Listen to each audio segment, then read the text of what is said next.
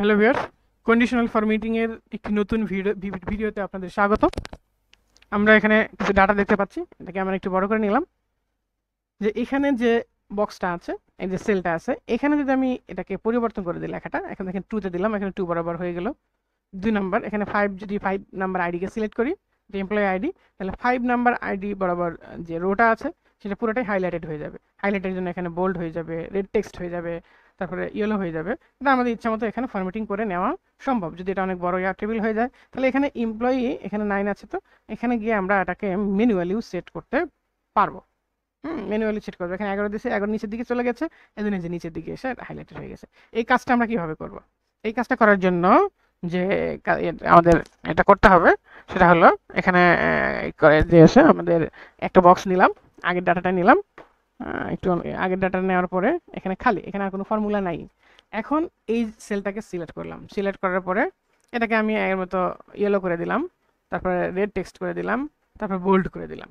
Bold করার পরে এখানে কার্সর রাখলাম, রাখার পরে এই যে ডাটা যে অপশনটা আছে এক্সেলের ডাটা বারে গিয়ে ডাটা ভ্যালিডেশন, এই যে এখানে ডাটা ভ্যালিডেশন আছে, ডাটা ভ্যালিডেশনে যাওয়ার পরে যে পপ আপ বক্সটা আসবে, এই পপ আপ বক্সে এখানে লিস্ট সিলেক্ট করতে হবে। অনেকগুলো অপশন আছে।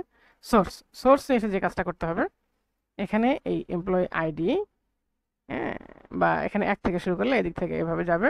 তো এখানে আমার কত পর্যন্ত আছে? 12 পর্যন্ত আছে। আমি এখানে 1200 পর্যন্ত দিয়ে দিলাম। বা এখানে আমার 100টা ডাটা আছে, যে পরিমাণ ডাটা আছে তার চেয়ে একটু বেশি দিতে হবে। সাপোজ আমি এখানে 200 দিলাম, 200 পর্যন্ত ড্রপডাউন হয়ে থাকলে, অর্থাৎ এই আইডিটা, হ্যাঁ, যদি 200 পর্যন্ত চলে যায়, ওই আইডিটা যদি 200 পর্যন্ত চলে যায়, এখানে একটু সোর্সটা সিলেক্ট করে ভুলেছে, আমি আবার একবার দেখাচ্ছি। যেখানে এখান থেকে যদি এভাবে যাওয়া হয়, জি কলামটা এখানে 100 পর্যন্ত আছে, আমি এখানে 200 পর্যন্ত করে দিলাম। 200, অর্থাৎ 200 পর্যন্ত যতগুলো রো আছে এই পর্যন্ত ড্রপ ডাউন হয়ে গেছে।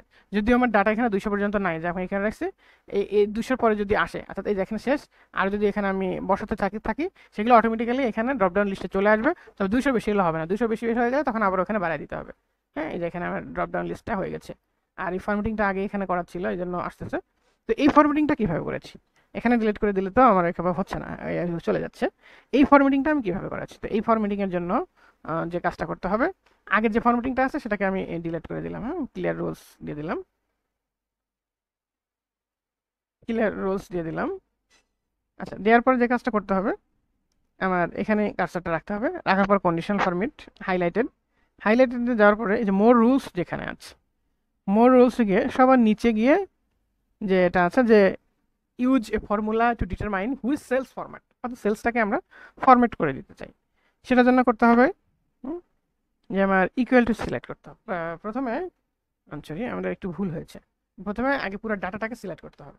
এখানে যে পরিমাণ আমার ডাটা আছে সেই ডাটাটাকে সিলেক্ট করতে হবে। ডাটাটাকে সিলেক্ট করার পরে এখানে কন্ডিশনাল ফরম্যাটে যেতে হবে, এরপর হাইলাইটেডে যেতে হবে, এরপর মোর রুলসে যেতে হবে। মোর রুলসে যাওয়ার পর সর্বশেষ যেটা, use a formula to determine cells format, which cells to format, যে সেলসটাকে আমি ফরম্যাট করতে চাই সেটা এখানে আমি দিয়ে দিলাম। দিয়ে এখানে ইকুয়ালটি চাপার পরে এখানে যে সেলের মানে রেফারেন্সে আমরা ফরম্যাটিং করতে চাই সেটা সিলেক্ট করতে হবে। এরপর ইকুয়াল টু দেওয়ার পরে এখানে যে আইডি যে ঘরটা দেওয়ার পরে এখানে 5 আছে, কিন্তু আমরা নিচের দিক পর্যন্ত যাব, এখানে সিলেক্ট করে দেওয়া আছে, জাস্ট ডলার চিহ্নটাকে বাদ দিয়ে দিতে হবে। আচ্ছা, এরপর আসবে ফরম্যাটিংয়ে আমার কী কী লাগবে?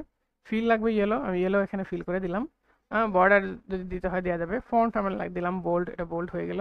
আর এখানে যদি আমি রেড করতে চাই, এখানে যে রেড টেক্সট আমি এটাকে সিলেক্ট করে দিলাম, ক্যালিবারি যে রেড হয়ে গেল। এরপর আমি এখানে সবগুলো ওকে দিয়ে চলে আসি। তারপরে আমি যেটা দেখি, এখানে যদি আমি এই যে দিচ্ছি, এই যে এখানে যেটা দিচ্ছি সেটাই কিন্তু বোল্ড হয়ে যাচ্ছে। এখানে যদি 5 নম্বর 4 নম্বর দিচ্ছি, 4 নম্বরই এরকমভাবে বোল্ড হয়ে গেছে। আবার এখানে যদি আমি ম্যানুয়ালি দিই, এখানে ম্যানুয়ালি যদি 6 নাম্বার দিই, তাহলে 6 নাম্বারটা এরকমভাবে বোল্ড হয়ে যাচ্ছে। অর্থাৎ এভাবে যদি অনেক বেশি ডাটা থাকে, সেক্ষেত্রে সেই পরিমাণ ডাটা, যে রোটাকে আমি হাইলাইটেড করতে চাই, যেভাবে করতে চাই, ঠিক সেভাবেই হবে। Thanks for viewing.